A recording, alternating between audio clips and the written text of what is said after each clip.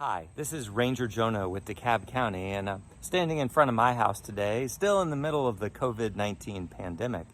And I've got an idea for a way that you might have a little fun with your neighbors, even though we're social distancing, and connect a little bit more with nature. This is an idea that I didn't create, but I've seen other people doing, and in fact, my across the street neighbor did just the other day, and so I thought I'd copycat him just a little bit.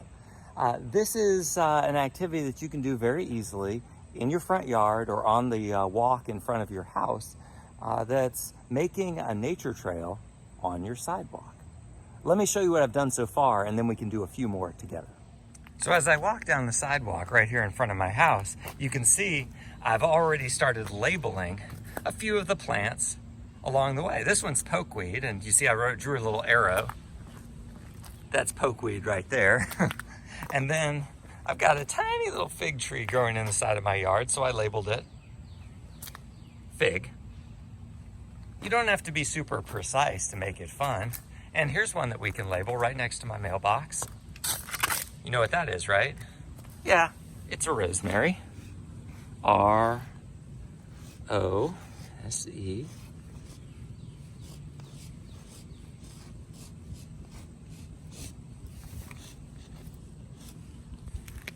Rosemary. And then over here, well, there's clover. We'll label this Dutch clover because I do have Japanese clover growing elsewhere. And then maybe just right there. And those of you who are gardeners will know, oh gosh, a park ranger has periwinkle growing in his yard. You can tell by those viney tendrils that this is an invasive plant. Luckily, I have it growing with rocks surrounding it, but it sure wants to escape. But we can write that in too. As my daughter likes to remind me, its Latin name is vinca, but I'll write periwinkle next to that.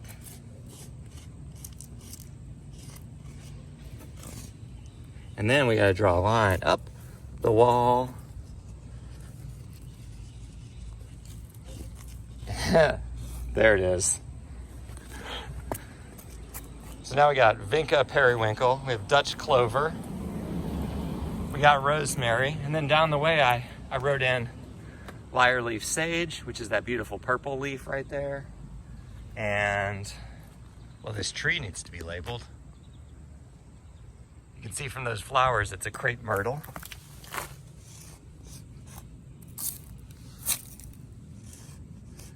What if you don't know what your plants are in your yard? Well, that's a good question. I mean, I've had to do a lot of study to start learning these plants. Just, learning from other people and asking them. So what if you come up upon this plant and you don't know what it is? I happen to know it's a violet, but you don't know. Well, this is where you can pull out one of these fun tools on your smartphone. Here's one I didn't know. It's called spirea, and it's been growing in my yard ever since I first got the house, and I didn't know what it was called. So I pulled out my handy smartphone and I opened up one of two apps. They're both by iNaturalist. One is just called iNaturalist. The other is called Seek by iNaturalist, which is a slightly more user-friendly version of it. And I took a picture of the leaves of this plant, and it gave me a couple options of what it might be. And I decided, after looking closely at the pictures and closely at the leaves of the plant that's in my yard, that this must be spirea. So how about you pull out your smartphone, download the free iNaturalist app, and then you can walk up and down your sidewalk trying to figure out a way that you can use a little bit of chalk and some brain power and create a nature trail down your front walk for your neighbors. Before I wrap up, maybe I'll add one last identification here. This is a plantain. Not the kind you eat, though it is a medicinal plant. It's been long been used to cure colds.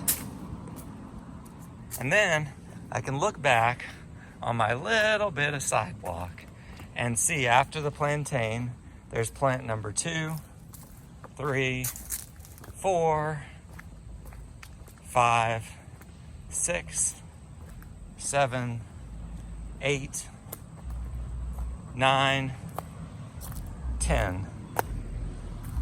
A tiny little nature trail in front of my house. This is Ranger Jonah, and I hope you find ways to connect with nature and safe ways to connect with your neighbors during this time of pandemic.